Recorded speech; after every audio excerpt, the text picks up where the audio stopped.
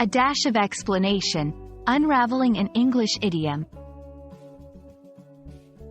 Hello, dear learners.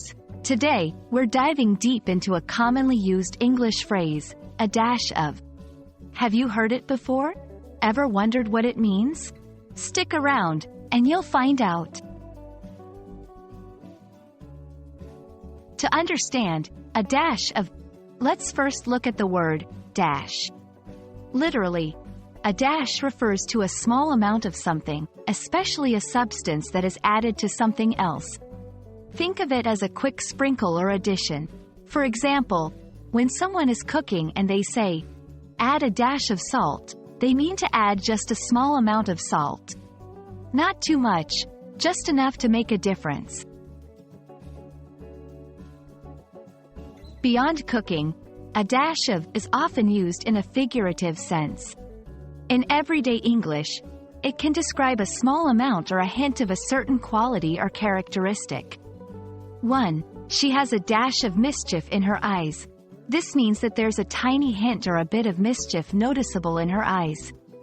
2. The room needs a dash of color. This means the room could benefit from a small amount of color to make it more lively. So, when you hear a dash of in various contexts, it generally implies a small but noticeable amount of something. Now, let's see how you can incorporate a dash of in your sentences. 1. When talking about food, the soup needs a dash of pepper. 2. Describing personality, John has a dash of arrogance. 3. Talking about design, this poster would look great with a dash of blue. Remember, the key is to use it when referring to a small amount or hint of something that makes a noticeable difference. There you have it.